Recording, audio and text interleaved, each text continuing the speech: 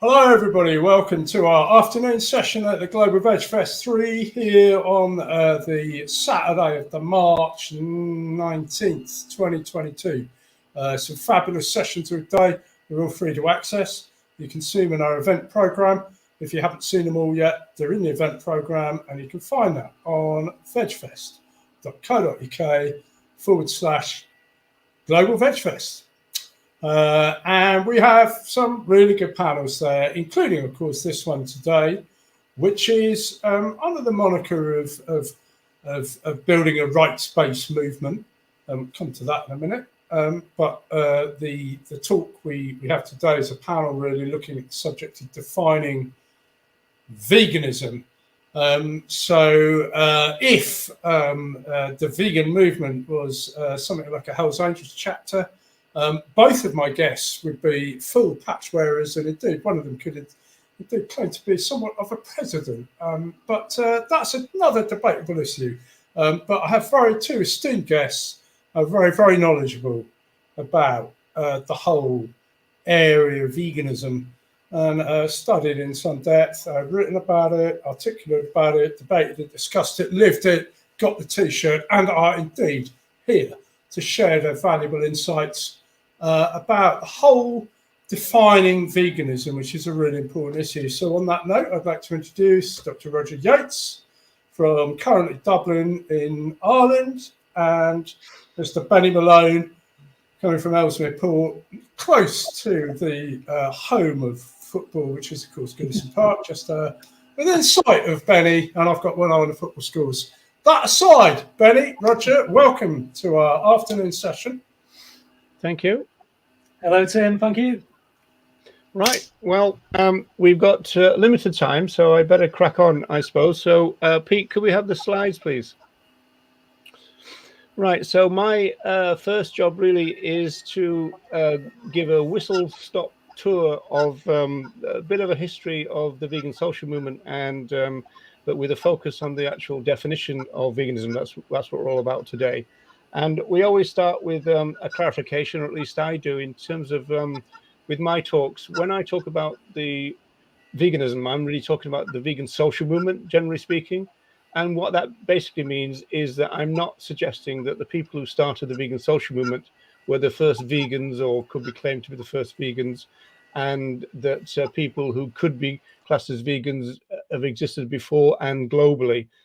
In fact, if you look at the little slide there with the picture of Donald Watson, that's from a 2014 history of the Vegan Society, when the Vegan Society was 70 years old. And that's the point that they made. There's always been vegans.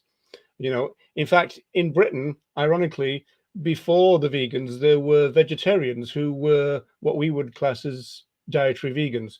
They might not have been philosophical vegans, but they would be dietary vegans. Ironically, that changed when the Vegetarian Society was founded, because there were some people who founded the Vegetarian Society who consumed products that were derived from other animals, and so they incorporated that into their definition of vegetarian. And in fact, that created an argument within the vegetarian community, which went on from something like 1910 through to the 1940s. By the 1940s, we had the emergence of the vegans, really. And what happened there was that they were pushing for a non-dairy section of the Vegetarian Society. And the vegetarians said no to that. And I've always claimed that that did veganism and vegan philosophy in particular a favor. What the vegetarians said, quite politely, is, look, we want to concentrate on the abolition of flesh products. So if you want to go elsewhere, then maybe strike out on your own, which is what the vegans did, which was a great thing in the end. This is a screenshot of a famous magazine newsletter, the Vegan News. This is 1944, so this is Donald Watson cranking it out on a kind of Gestetner type machine. And this is a really important document in the history of our movement. It's 4 pages long, still available online. And one interesting thing about it is that the word vegan wasn't really coined at this stage, even though well, they were looking for a name for the society, and so Watson in this document said, you know, can we come up with a name? And a few names had come in, some of them, you know, quite fancy, and luckily for us, I suppose, that they came down in the end with the idea, well, let's just call it vegan, which is obviously what Watson liked. And to clear up another issue is that there's always been a contentious issue about who coined the word vegan. Elsie Shrigley had a claim to that, and there was always this idea that it was some combination of Shrigley and Dorothy Morgan and Donald Watson. And what Watson claims here, this is the Donald Watson archive, really brilliant kind of thing that's going on at the moment, archiving Watson's writing. He says that in between dances, him and Dot, which is Dorothy Morgan, who became Dorothy Watson, came up with the word vegan, which is, you know, kind of clarifies that issue to some extent. So moving on then to the idea and the meaning of veganism, this is within a year of the foundation of the vegan social movement. So this is 1945, and personally, I think this is one of the most powerful statements of veganism. If this was the definition of veganism, even without that little bit about profitable at the bottom, I would be quite satisfied. So this is Watson not claiming this is an official definition. He was actually answering a question, and he said the object of the vegan society is to oppose the exploitation of sentient life. And I think just that one bold statement is a great thing to have been said, and it would suit me to be the philosophy. So going back then to this history that I mentioned, there is a section of it which is really important because it talks about the evolution of ideas, and it talks about how the vegan social movement had been formed. They got stuck in and started working as a social movement. Donald Watson had the lion's share of all the work. And then 5 years later, Leslie Cross says, hang on a second, we've got a definition of the vegan diet, but we don't have a definition of veganism. And so that's what they set out to do next. And as you can see there at the middle of that little slide, it says that it's about, you know, liberating other animals essentially. And then that was jigged a little bit more, and so it brought in things like food, commodities, hunting, vivisection. So it was never limited to a diet, which is an important thing to say, obviously in terms of a philosophical stance. And so this is why Leslie Cross becomes a very central part of the history of our movement. As I said, in terms of the evolution of vegan philosophy and the meaning, the definition of vegan, he was working on that from about 1949 through to about 55. That's most of his writing about that. He talked about the two broad aspects of veganism, which I translate into focus and scope. And he always stressed, Watson did as well, but he always stressed that veganism would be a great benefit to humanity. And last from me before we move on really, is I always like to throw these two quotes up because they're so good. One from 64 and one, well, it says 1995 on the slide, but that was the second edition. It's actually 1985. So these really are talking about the scope of veganism, I would argue, rather than the kind of narrow focus of it. And so I always like to put those up because they're kind of brilliant, kind of expansive views of what vegan philosophy is all about. So here we have the definition that we now all know and we all love, don't we, Benny? And so this, I mentioned 1979. This is when this definition started to evolve. In fact, it was kind of finished by 1988. So I regard it as a 1979 to 1988 definition. At first, it didn't have that last sentence in there. So there's a bit of tinkering around. But this is the official definition as we know it now of veganism. And it was when the society was formalizing, professionalizing, becoming a registered charity. But the first question for us, Benny, is why define veganism at all? Indeed, yeah. Why is it important to us? It's often a question we get. Why does it matter to you to define it? And that's usually from critics of defining things at all or defining veganism. So I think it's just important in terms of clarity.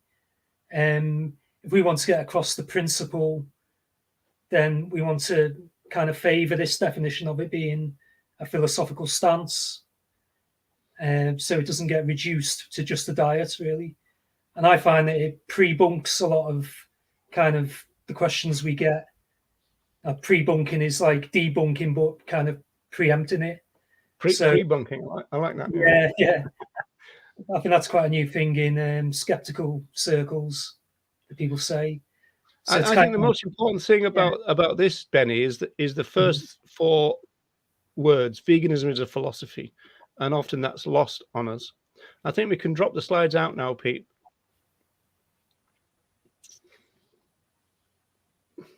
Yeah, so philosophy, in this sense, it's not the kind of meta ethics of it. It's kind of just a philosophy, as in a set of values. And I think that's what we're really trying to communicate when we're defining veganism. We're not defining it just because we want to control what a thing means. It's because at a fundamental level, we're thinking about the moral status of animals. So we want to try and bring it back to that, really. If people say it's just a diet, it's erasing a lot of that philosophy, really. In your article, Benny, you actually point out why veganism is a philosophy in terms of the definition of philosophy, right? And you were saying because one definition is saying it's a principle that kind of guides behavior, right? And so that's why, that's the meaning of veganism as a philosophy. Yeah, philosophy has a few different meanings. So people might think of it as the works of philosophy, which is like Plato, the love of wisdom is what philosophy means. So all those sort of works. So there certainly is philosophical works to do with veganism. But I think in this sense, in the definition, it means a set of values or a set of attitudes. Like we can say, a person was philosophical about something, meaning they have that attitude to it. Yeah, it's kind of like I always see it as an overarching principle. And Watson talked about veganism like that. It's almost like an umbrella term. And in fact, quite arrogantly, perhaps, he talked about other movements, but he said there were lesser movements than the vegan movement. I think he thought that the vegan movement could provide the values which would guide everyone, which obviously wouldn't have gone down too well in terms of an idea. But I think it's an interesting idea that we've got a set of overarching values which are embodied, veganism embodies, and that can inform everything else. In your essay, you talked about categorical values and numerical values. Do you want to talk a little bit on that, Benny? Yeah, so categorical is naming a value, really. So it's different types of data, really. Categorical really is based on a name. And really, categorical value doesn't admit of degrees or percentages. That's opposed to numerical value, which does. So numerical values can be percentages and, the kind of integers of maths and that type of thing. So it makes sense, I think, to talk about in terms of plant-based diets. I think it makes sense to talk about that in terms of numerical values. But when it comes to veganism, I don't think it makes sense to talk about it in terms of percentages. And I think that kind of introduces a bit of confusion.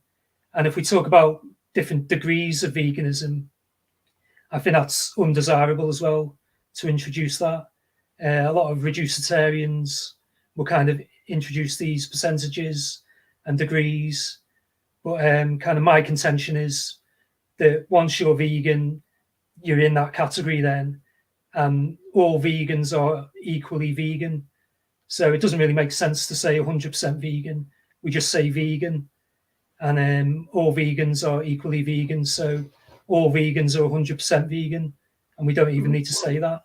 Yeah, but in what you're getting at, and you got a lot of this from Tom Reagan, right? What you're really getting is it makes less sense to say something like, I'm 80% vegan. That's what you're saying, isn't it?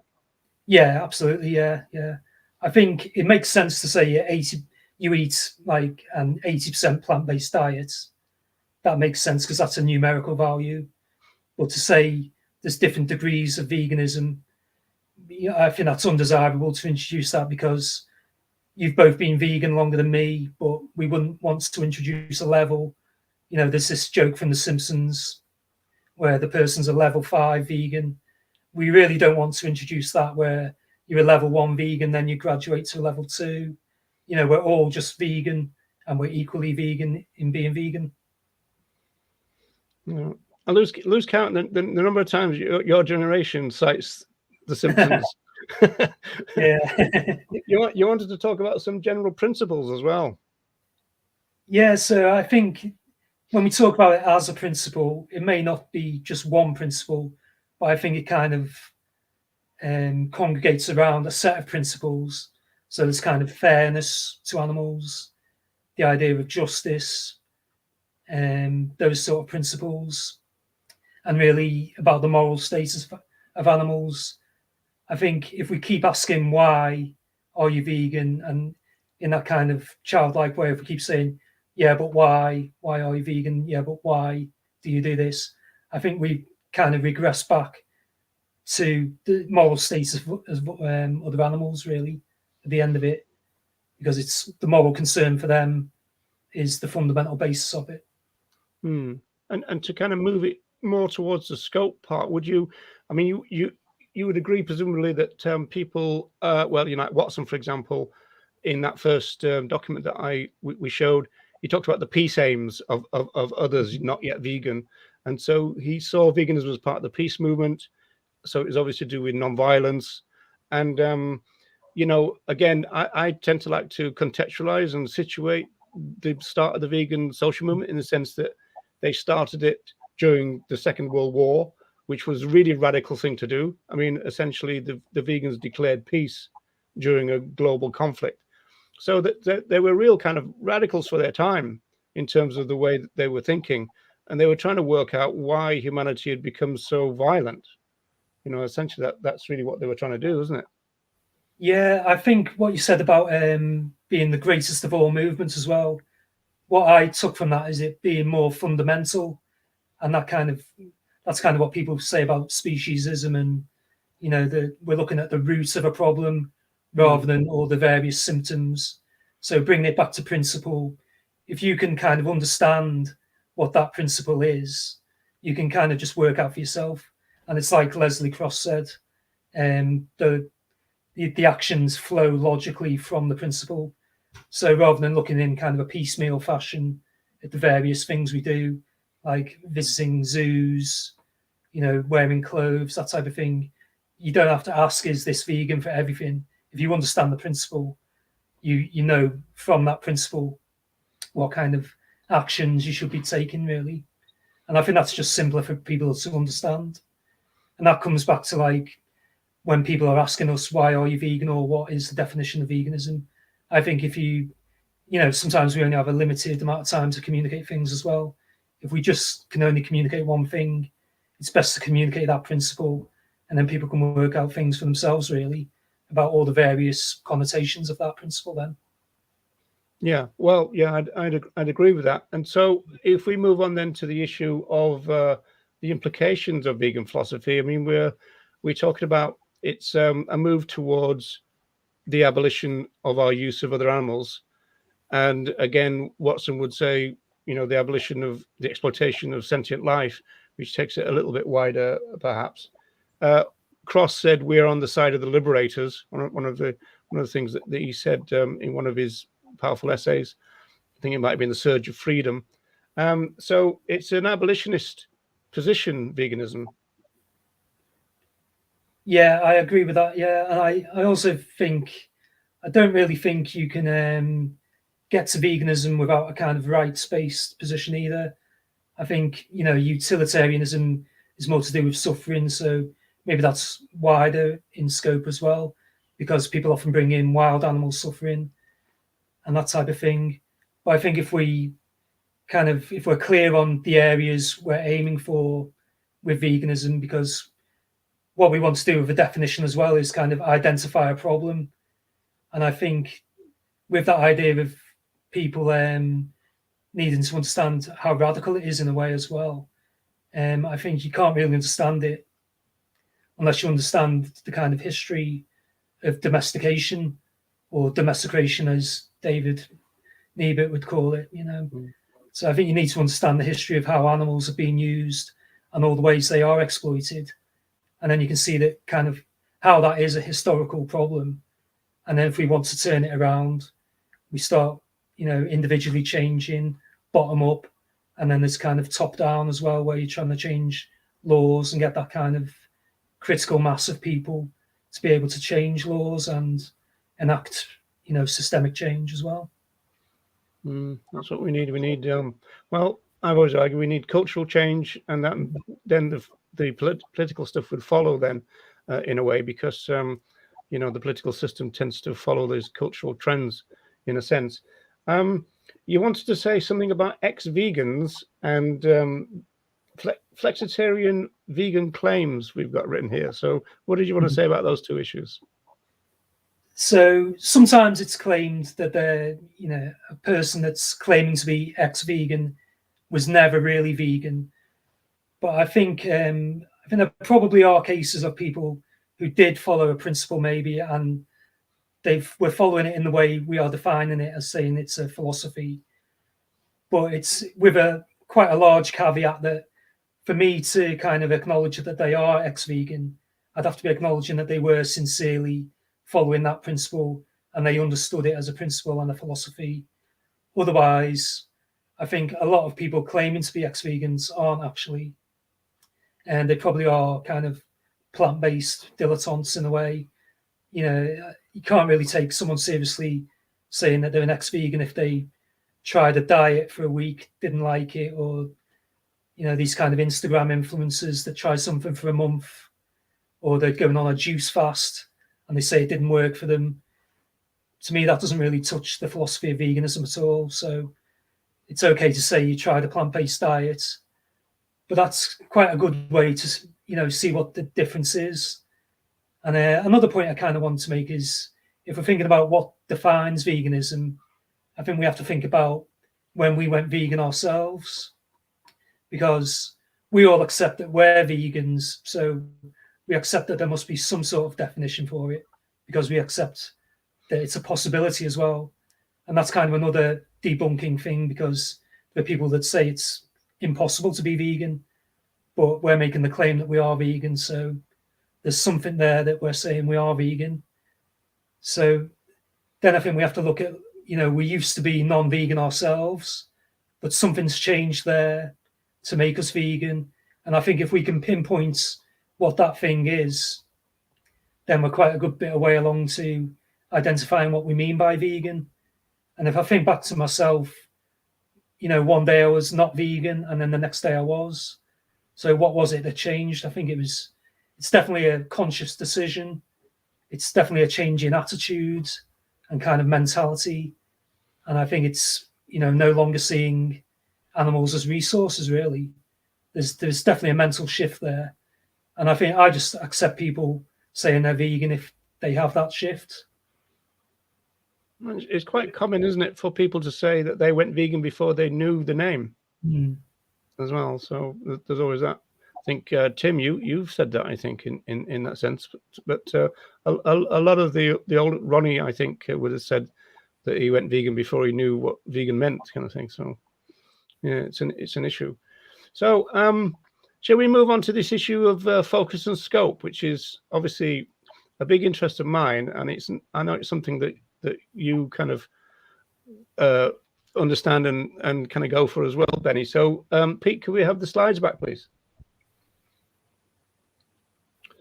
So this is a statement from 1951, and it's this one I'll be using for the next few slides, really. And this is where I mentioned before that he talked about the vegan aims and the broad aspects of veganism. So he said the second broad aspect there.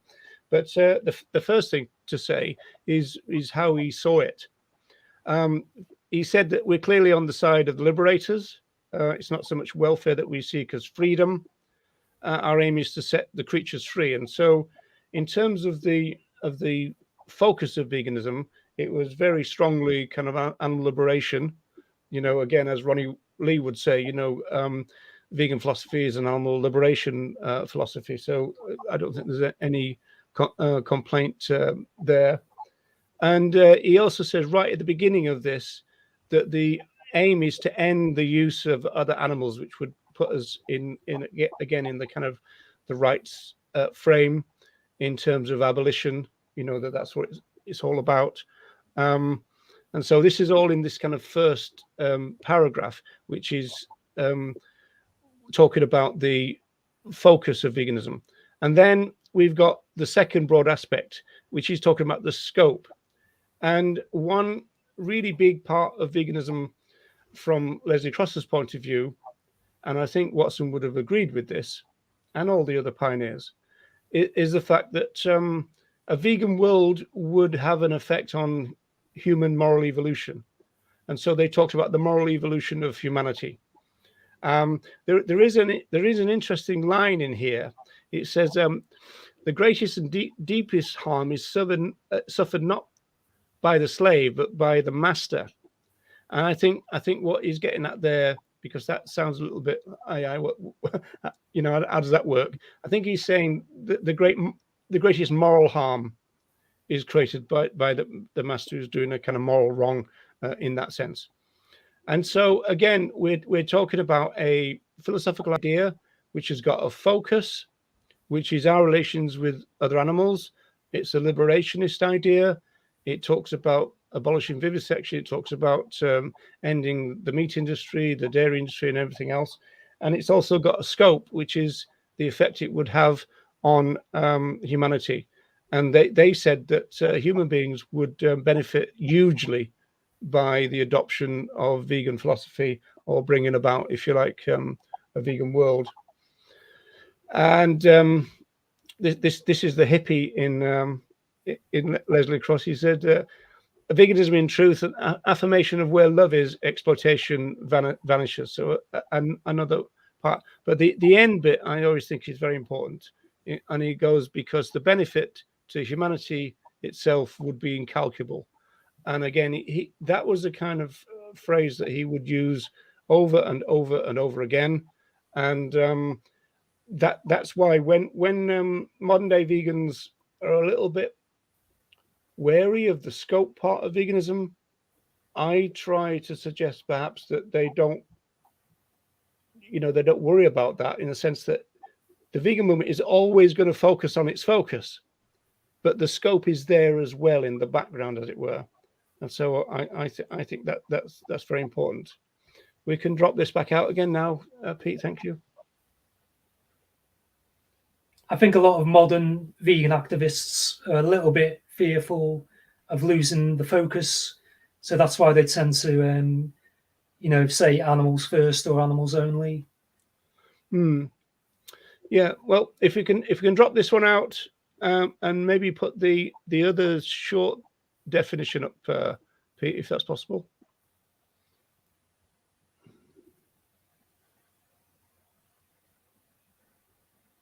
You're muted there, Tim.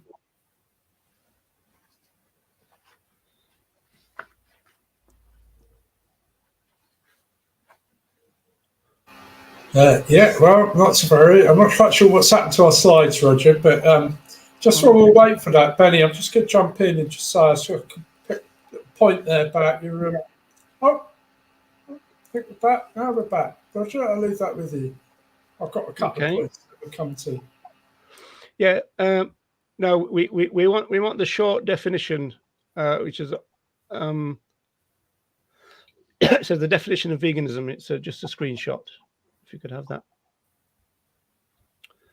So it builds on what you were saying, Benny, about the kind of modern day activists. I stressed at the beginning that one of the most important things about the modern day definition, as far as I'm concerned, is those first 4 words, that veganism is a philosophy.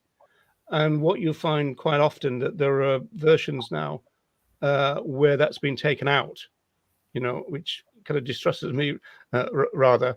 I'm not sure we're going to get this back now. I'm not sure. I don't know if I can drop it out on this one.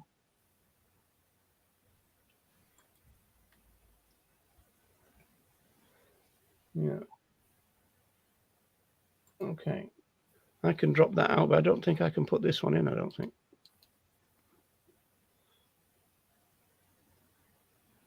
Okay, well, I'll read it out. I think we've got a slide here. It says the definition of veganism. The word vegan was coined in 1944 by Donald Watson of the Vegan Society of the UK. The definition states veganism is a way of living that seeks to exclude as far as possible and practicable all forms of exploitation of and cruelty to animals for food, clothing, and any other purpose. What I find, Benny, is that often when I'm talking to relatively new vegans about the history of the social movement, they will bring up this definition. In fact, there's even a shorter one, which is where they take out the word exploitation, and so it becomes as far as possible and practicable all forms of cruelty to animals, right? And so, yeah, and I think that might explain. I've got a blog entry kind of exploring this, might explain why a lot of modern day vegans, their primary claims making is about animal cruelty. Whereas, yeah, sure, the earlier vegans talked about cruelty, but they put this word exploitation first, you know, and it was a bit more important in that sense. Obviously, it's not true also that this particular definition came about in 1944, and it's also not true that Donald Watson, made this one up as well. So there is a little bit of confusion sometimes, which is difficult for when you're trying to have a debate about the history of the movement. You know, if people are, and some people deliberately want to slim down the meaning. Yeah. And I think it's what you're saying, that they're fearful of losing the focus. Yeah. And the worst one is sometimes when people just use a dictionary, and I think it's Merriam-Webster, where it does say it's just a diet. So A diet, yeah. That's really bad. Yeah. I always try. In fact, I think if you Google that, I think that's the first thing that comes up. And then ironically, the Vegan Society thing comes up after the definition from the dictionaries. And so that can be very misleading then. I don't like this shorter one. In my book, I used the longer one, which has veganism as a philosophy and way of living, begins like that. And then it also kind of has a positive note as well, saying, kind of for the betterment of seeking alternatives for the betterment of animals and humans, Yeah, I think it says the planet as well, doesn't it? So, yeah, so we can drop this one back out again. Thank you.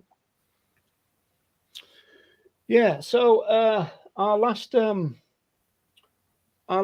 thing we've already touched on a little bit, and it's a bit contentious within the movement, Benny. You've kind of touched on it, which is the differentiation between vegan and plant-based. And my position is that differentiation is real, but it's difficult. What do you think? Yeah, I think the plant-based is just the diet. And if you aren't following the kind of principle or don't believe in that or have that attitude, and it is just a diet to you for just concentrating basically on what you're eating, and it's more of a way of life in that sense, then it's a better descriptor to just say a plant-based diet, and that's just more accurate. And then also you're not encroaching on kind of the vegan aspect, and you're not going to upset any vegans by trying to explain what veganism is then, because all that's going to do really is set off kind of, my radar then will be, oh, you're talking about veganism, and to me veganism means a lot more than that. So I'm going to kind of intervene there and then explain. And then of course we get accused of gatekeeping, being vegan police, whereas if we kind of keep them separate, I think we won't have those problems. And I think there can be a bit of reciprocation there between the two kind of camps, really. Vegans aren't, going to criticize people that are on a plant-based diet or that are, say, following a plant-based diet for environmental reasons either. And indeed, if there's arguments for the environment where a plant-based diet is good and positive, as vegans, we can use all those arguments. The same as all the dietary aspects, we can employ all those arguments, and they're kind of like pillars that we can use. Whereas plant-based, as a sociologist, I would agree with what you said, and what you've presented is what we would call an ideal type. The real question, though, is because, like, if you could keep plant-based and vegan separate, then they can talk to each other on that basis. The same as animal rights and animal welfare, in fact, that they could have a really constructive conversation on the basis of that. But the real problem is when you get people going, well, you're not vegan, you're plant-based, and the person who's now being labeled plant-based wants to label themselves vegan. So it's not as easy to achieve, as it were. It's a great idea, but it's difficult to do in a movement setting, isn't it?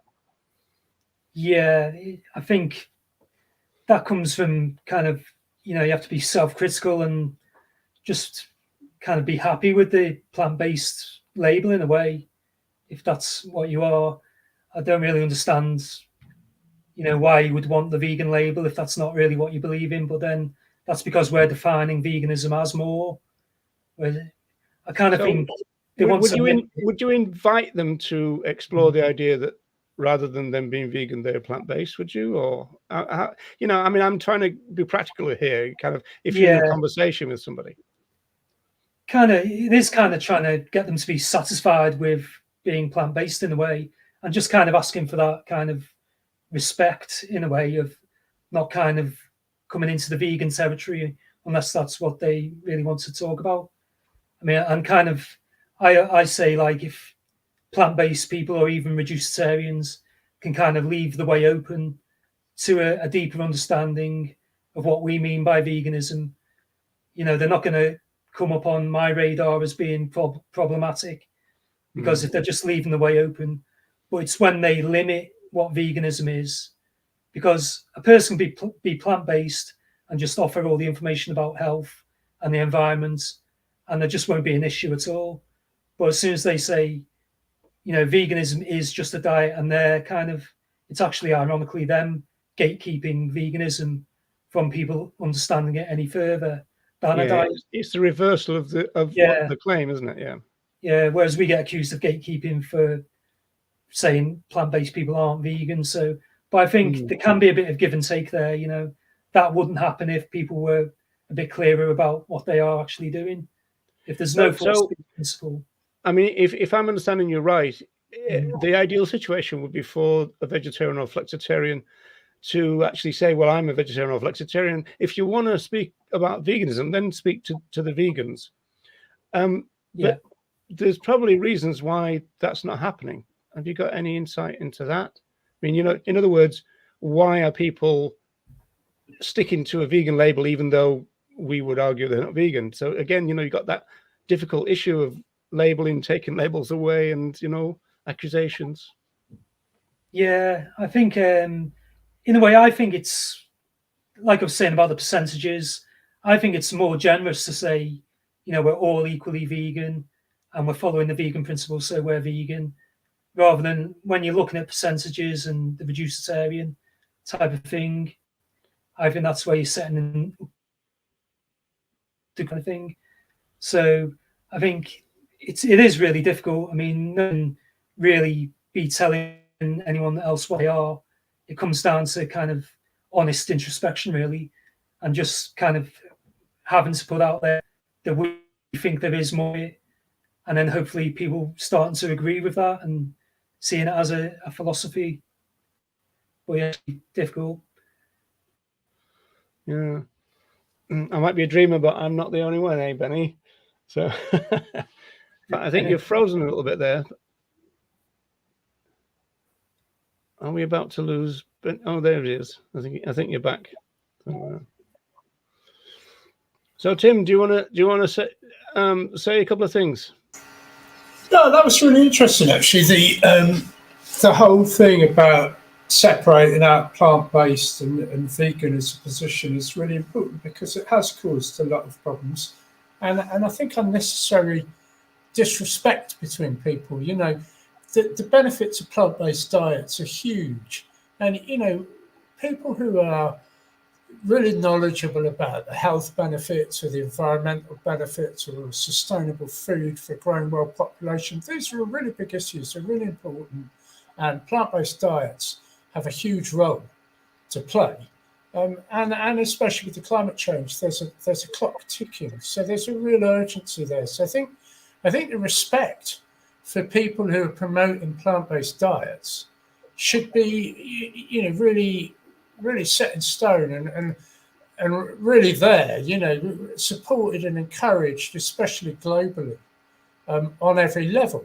But clearly there's a difference between that, which centers plants and humans, generally, from veganism as philosophy, which is the only philosophy that centers animals, and really the only social movement that's addressing the deep systemic inequalities between currently, our species. So it's a really important one that we keep that clear, and that likewise, therefore, Benny, you touched on this, that plant-based people should really respect, the vegan philosophy and the people who are articulating that position.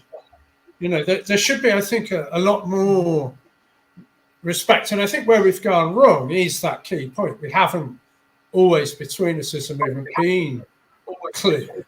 We've wanted to conflate the benefits of plant-based living with the injustice of speciesism and what veganism is trying to address. They are clearly different. As long as we can keep both different and clearly define them and encourage people to fulfill their own roles within those environments, I think we've got the basis of a rights-based movement, because rights-based movement can support a plant-based movement, and plant-based movement can support a rights-based movement, recognise where they overlap, but also recognise where they're different, and a calm, clear, articulate presentation of that, which you've both just done. Thank you very much. That really helps with that, because it takes the sting out of some of these arguments and, you're not this and you're not that, and some of the frustrations that can perhaps certainly appear to be a poor optic. So what I would just say, Benny, one thing I picked up on about, you mentioned about, the level 5 vegan and the sort of the word of the numerator, the numerical distinctions. I think that's partly because we already recognise that the vegan definition always recognises that veganism looks different to every individual. It's a principle and a guideline. So we already recognise that, say, well, for instance, somebody who's in jail, incarcerated, their options of veganism may look different or will look different to perhaps those of us who are walking around and can choose anything we want for tea. It will also look different perhaps to some people in a war zone. We already understand that some of the people undergoing that horrific, experience, their veganism will look different. And the word practical and practical and practicable. I'd actually ask you there, Benny, just differentiate for us between practical and practicable. Yeah, appears in the definition. It's practicable is in the definition. So that's more about feasibility and ability to be put into practice. Whereas I think practice has this kind of connotation of how easy is something to, or how convenient sometimes, which is not really what we want to communicate. But with that practicability kind of thing, that to me, what I wrote about in my article on the definition was how that coincides with kind of Immanuel Kant's kind of philosophy. And he had this phrase of ought implies can. So when we say someone ought to do something, that implies that we think they are able to do it, they can do it.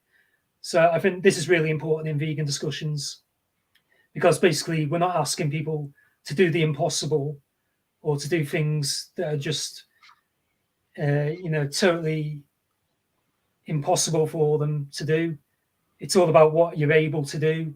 So things like medication that you have to take, which the Vegan Society are clear on, things like that, and obviously like what we're seeing now, if you're in a war zone, that type of thing. It's the kind of desert island scenario in a way, it's what you're able to do. Now, most of us, most of the time, are able to be 100% plant-based. And that's what I'd say as well. Vegans aren't going to argue against plant-based diets, but it's a kind of, it's not a two-way thing. But people that are plant-based can often argue against veganism and argue against it being that kind of deeper philosophy. But I think, the ought implies can is a good one to remember, especially when people try and accuse veganism of being kind of ableist, classist, that type of thing. We're not asking people to do what they're not able to do, basically. Yeah, the one that's commonly used is the indigenous people, broadly defined. I mean, it's very kind of loose, kind of vague kind of definition. But of course, of course, all indigenous people can be vegan if we can adhere to the philosophy of veganism. What they do in their life and their geographical position then is kind of up to them. In the same way, we're all in that same boat. Is the fact that, yes, we agree with vegan philosophy. Now it's a question of to what extent can I marry my kind of lifestyle with the values of that philosophy. I got one. I think we've got a few more minutes. I got one other question for you, Benny. What do you think about, or how do you respond to the argument that we can, or we should tactically redefine veganism? So the vegan definition as we've kind of explored it, even including the 79 to 88 one, is a little bit too strict. And what we need to do is lower the bar to get more members. So the idea would be to lower the bar and then bring it back up again. You know the argument, the tactical one, the strategy argument. Yeah. So how would you respond to that? I think it's a little bit self-defeating. I think it's kind of cooking the books at the moment, and we don't kind of know what the consequences of doing that are. How damaging could that be to a movement? Part of the reason for defining it, we go back to the beginning of why do we want to define it, is because, as you say, Roger, the history of the social movement. Social movements are often built around cohesiveness and kind of agreements on aims and principles. So we kind of want to keep that. And going back to what I was saying about it's going back to the respect for animals, I think it kind of devalues animals in a way if we're kind of watering it down or allowing speciesism in certain areas. I mean, veganism to me, it's almost tautological to say, it doesn't accept anti-vegan arguments. In a way, you could define veganism as being not accepting any anti-vegan arguments, because I certainly don't accept any of them, and that's kind of why I'm vegan as well.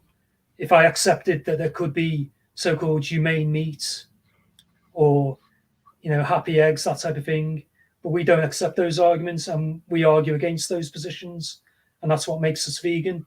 If we agree with those positions, then I don't think we're not promoting veganism anymore then. Yeah, valid point. I think it's important to point out too, I would say that when we're defining veganism, we've been defining here the position. There's also, we've touched therefore on people, whether people would define themselves as vegan, and we would therefore probably agree that, well, if you understand the principles and the position of veganism, which is an animal, to not use animals and to end the use of animals, then as a person, you would therefore be vegan. So the position would define really for a person. But then you've got a third one, which is products. And of course, is a vegan product vegan, or a product suitable for vegans? That's almost like another discussion.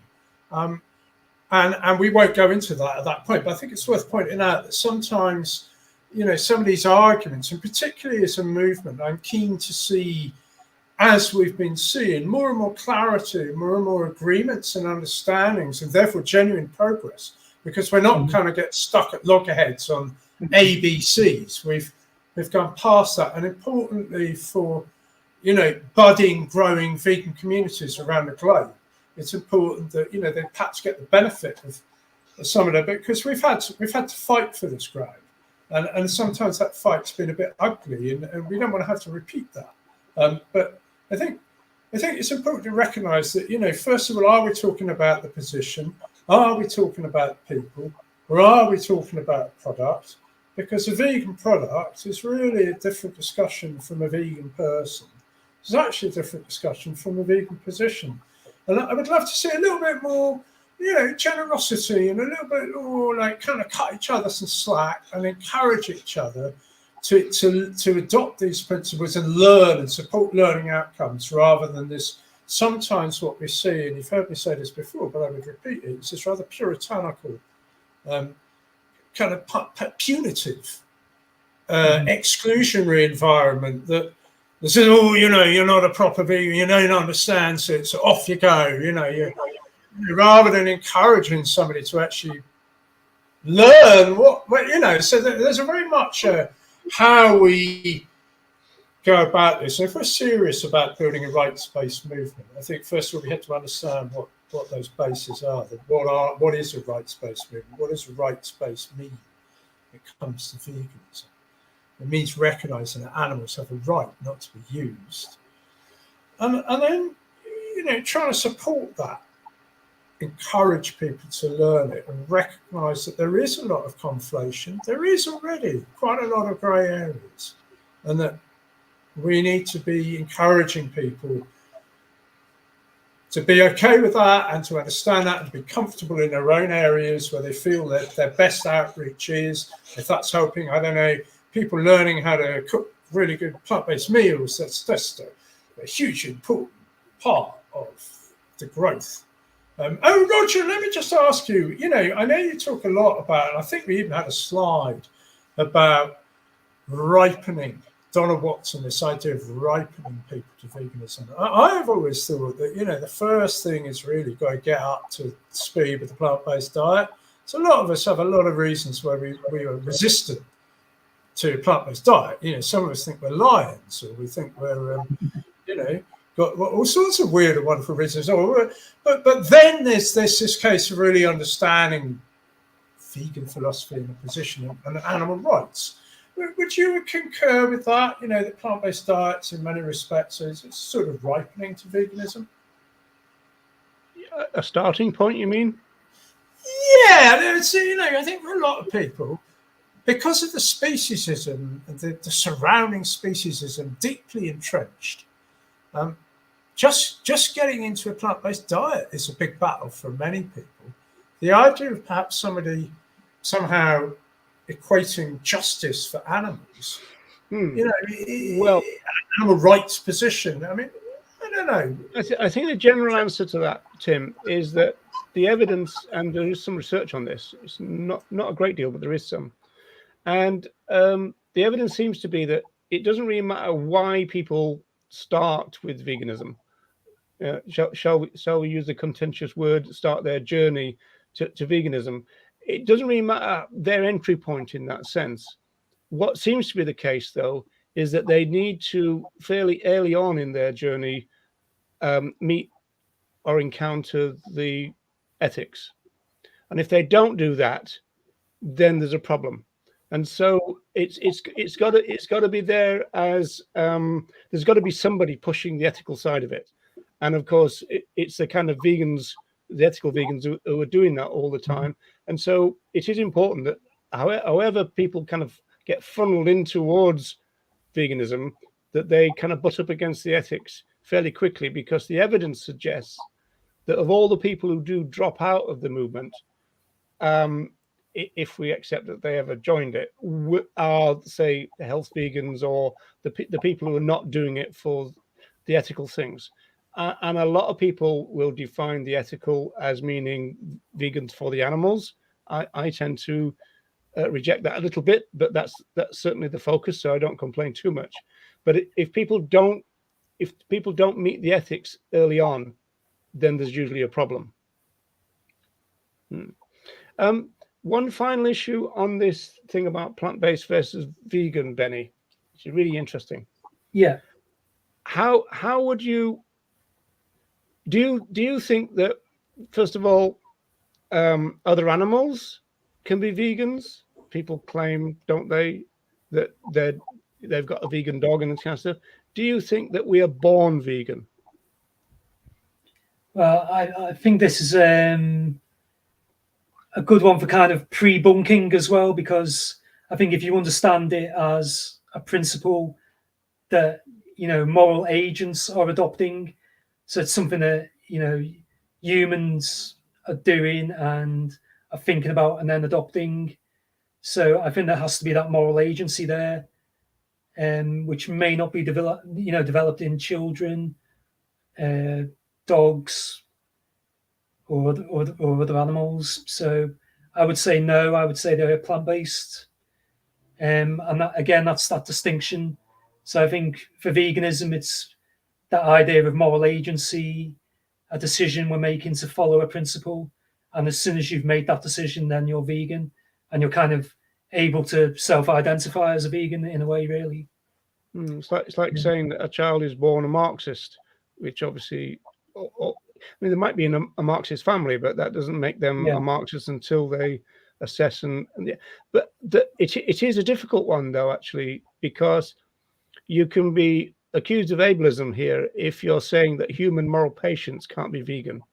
So, because some people would say that a lot of people almost like instinctually or kind of on a spiritual level even, that they, that they're in tune with other animals, and that, they might not be able to articulate it particularly. They might not be able to explain it to anybody else, or, really kind of say it very clearly, but they feel it.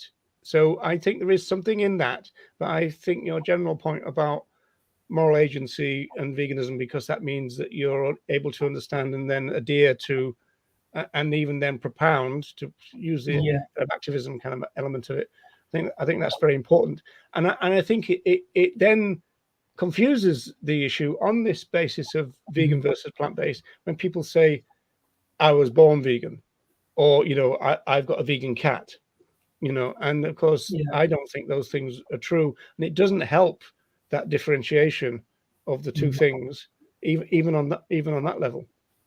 It's not something I focus on too much, because I kind of use a bit of a principle of charity there, where even if someone says a vegan diet, I know what they mean, and of course there is such a thing as a vegan diet.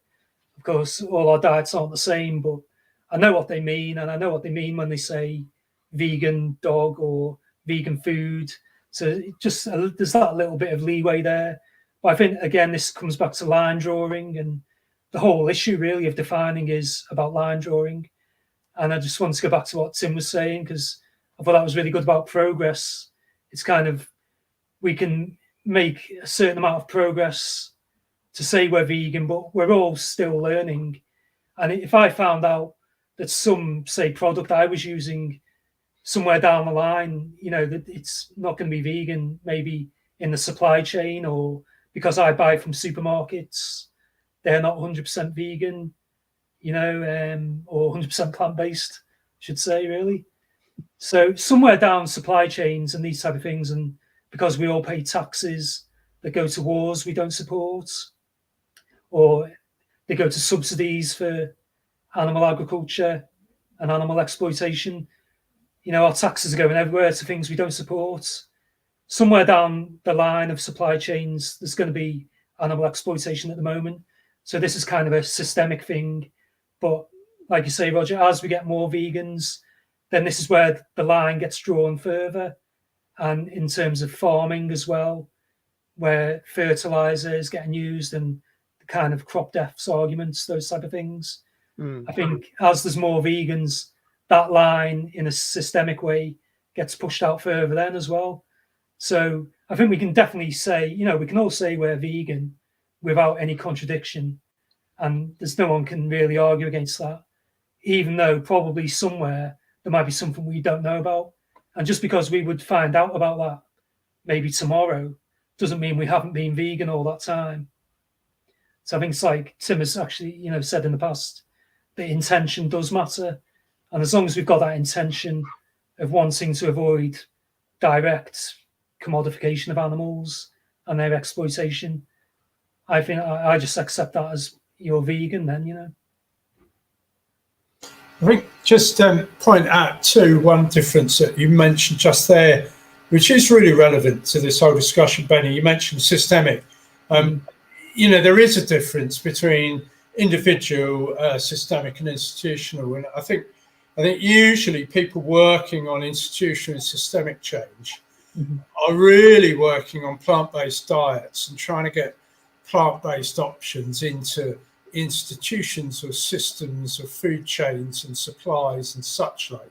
And that's really valuable work. That's really, really important work, essential work. But again, it's not quite a vegan position. So when you get something like the plant-based mayor of New York, who's not really vegan, but does have a plant-based diet and has now got a plant-based diet on the menu in, I think, schools one day a week in New York or something. I mean, these are big steps forward, and they're to be celebrated in their own right, which is a plant-based diet growth, which we have to see, we want to see.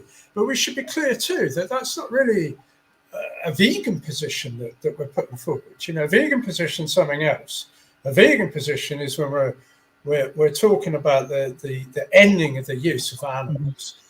Getting a plant-based diet option on a school, for instance, is a really beneficial thing, but it's not a vegan position. I think if we understand that, if we approach that, it comes into the same thing about numeration and about perhaps people who were never really vegan but just dabbled with the plant-based diet and then decided it wasn't for them or whatever.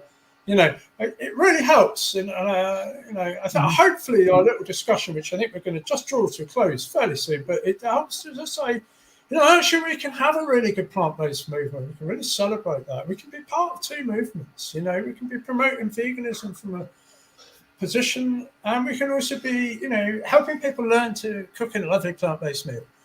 Practical. There's a need to be really conflating them. We can celebrate both. But Roger, especially, I'm going to thank you particularly because I know that, for the last, especially the last decade, I would say, you have fought hard at times to make clear that there is a vegan position. You've time and again called on the history of the vegan social movement in the UK, especially the last 70 years, to back up that position. And Benny, your contribution, I really write a whole book. We mentioned a book about how to argue with vegans. You've really gone into some of those. These are really, really important contributions to building a rights-based movement. And I know there's a lot more work that we've got to do on that. And I'd, obviously, of course, invite you to continue. Got another issue for Vegan coming up in another couple of months, 3 months. So there you go. But Benny, Roger, before I, draw us to a close, do you want to have a little closing few words or some thoughts, or is there another question you might want to just ask or something? You go first, Benny. Yeah, I would just say once you've kind of absorbed the idea of it being a principle, then I think you can just think about it quite clearly then, and you can judge for yourself what each individual action is then that logically follows from the principle. And also this idea that the principle doesn't change really. That's the fundamental aspect of it. It's about the moral status of animals as having the right not to be used as commodities or resources. So from that principle, we think about it as a principle, and the principle doesn't change, but each person might have a different ability to adhere to the principle, but that itself doesn't change what the principle is. So, and I think it's quite a generous view, really, that as long as you've decided to be vegan, you're saying you're vegan, so that makes you vegan, rather than this idea of setting up degrees of veganism and percentages. I think it's a much more generous view, really. And for myself, yes, Tim, you're right. I've been focused on the writings of the pioneers of the vegan social movement, and I think they're very important. But I'm not a kind of stuck in the mud kind of person, and so I do realize, and sociologists realize this, that social movements move, and so that means that ideas change and evolve, and so there's nothing wrong with that. The thing is, though, the way that they do it most successfully is if the people who want to make changes understand the position that they're critiquing. It's a little bit like Marx and neo-Marx. You know, the neo-Marx people had a really good understanding of what Marxism was about in order to, you know, to critique it. And so quite often what the people I call animals only kind of vegans have said is that the animals deserve their own movement. Well, the animals have their own movement. As you said before, it's called the vegan social movement. It's just that there's a scope to it as well, which is there, and it shouldn't go away, and it's not a threat to the focus. So I think that's what I would say. If you're worried about the focus being subsumed by the scope, it's not going to happen. The scope is always going to be there. What is wrong is if you try and make the scope the focus. You know, or sorry, the other way around. The focus, the scope of veganism, and then that means you're slimming it down. You know, veganism is a glorious idea. It's a very powerful philosophy, and it would bring about a different type of humanity, as all the pioneers said. And so there's nothing wrong with that vision. And so we shouldn't kind of, because we're fearful of losing the focus, which we won't, but you know, we shouldn't lose the big picture either. Good stuff, gents. We're going to leave it on that note. Roger Yates, thank you very much for your contributions today. Benny Malone, thank you also. Thank you both on a wider picture for your ongoing shows. You can catch Roger with the Animal Rights Show and catch Benny with the How to Argue with Vegans book discussion.